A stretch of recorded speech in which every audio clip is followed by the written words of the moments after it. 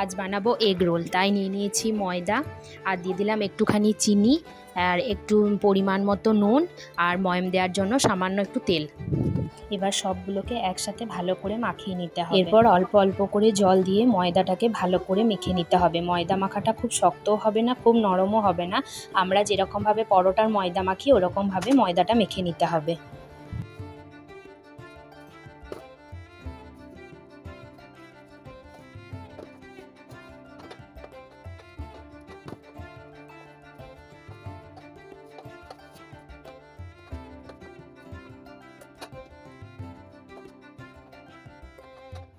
দেখো আমার ময়দাটা মাখা হয়ে গেছে। এবার একটু তেল হাতে নিয়ে ময়দাটা চারিদিকে মাখিয়ে ঢাকা দিয়ে রেখে দেবো কিছুক্ষণের জন্য।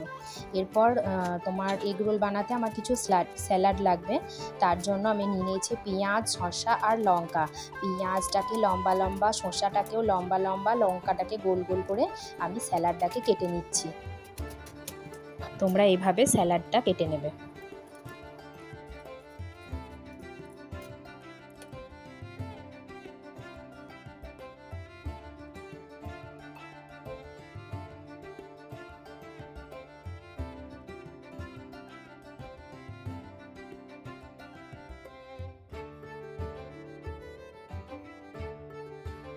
দেখো আমার স্যালাড কাটা হয়ে গেছে। এবার আমার এগরোলের জন্য একটি ডিম লাগবে। তাই ডিমটাকে আমি নুন দিয়ে অল্প নুন দিয়ে ডিমটাকে ভালো করে গুলে রেখে দিলাম। দেখো আমার কিছুক্ষণ ময়দাটা রাখা হয়ে গেছে। ওখান থেকে আমি গোল গোল করে লেচি কেটে নিয়েছি। এবার পরোটার মতো করে গোল গোল পরোটার মতো আমাকে বেলতে হবে। ওরকমভাবে লেচিগুলো মানে তেল দিয়ে বেলে নিতে হবে।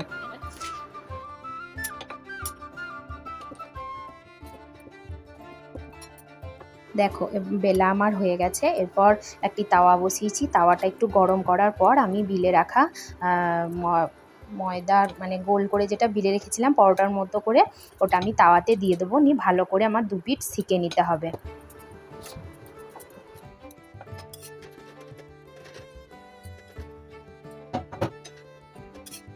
দেখো আমার দু পিঠ সেঁকা হয়ে গেছে। এবার খুন্তিতে একটু তেল নিয়ে আমাকে দু পিঠে তেল দিয়ে পরোটাটা তেলে একটু মানে ভালো করে ভেজে নেব।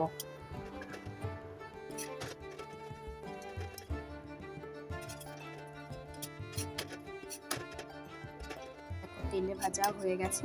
এবার আমি পরোটাটাকে তুলে নিলাম। ওই একইভাবে আরেকটি পরোটা আমি ওইরকমভাবেই দু পিঠ সেঁকে নেবো। তারপর একটুখানি তেল দিয়ে এই পিঠ ও পিঠ তেল দিয়ে ভালো করে ভেজে নেব।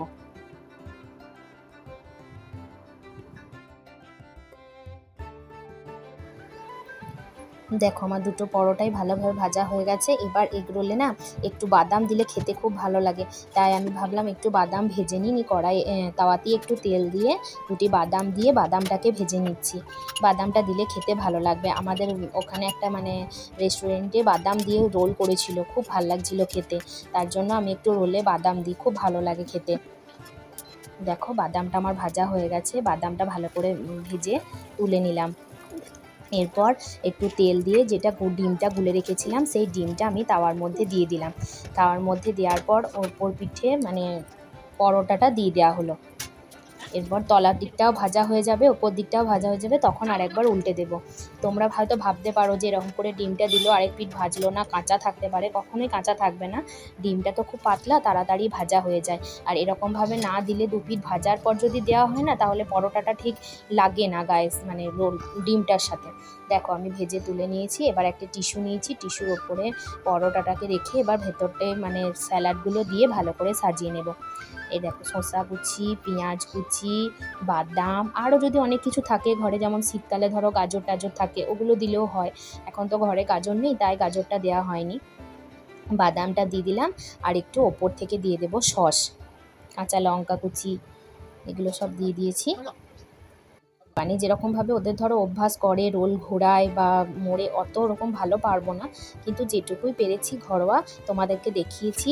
তোমরা এইভাবে করে খেয়ে দেখবে, খুব ভালো লাগবে। তোমাদের যদি আমার এই রেসিপিটা ভালো লাগে প্লিজ একটা লাইক করবে, কমেন্ট করবে, আর যদি এর মধ্যে কোনো কিছু ভুল হয়ে থাকে তাহলে আমাকে অবশ্যই জানাবে। দুটো রোল বানিয়েছিলাম, দুটো রোলই বানানো তোমাদেরকে দেখালাম। দেখো আমি মানে দুটো রোলকেই ভালো করে টিস্যুতে মুড়ে রেখে দিলাম। কেমন হয়েছে বলো? এইভাবে করে খেয়ে দেখবে, তোমাদের খুব ভালো লাগবে।